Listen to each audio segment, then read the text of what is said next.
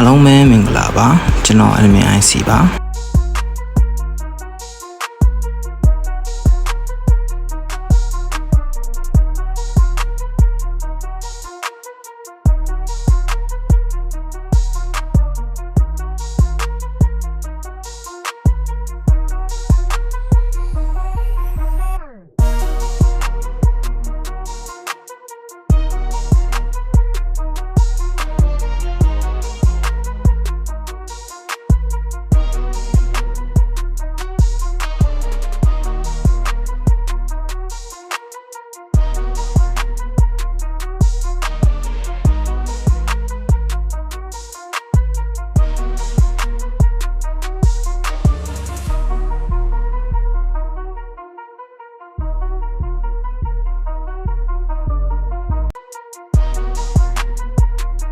ယနေ့ညအတွက်အချက်မှုကို Telegram Channel မှာဝင်ရောက်ကြည့်ရှုနိုင်ပါတယ်ခင်ဗျာ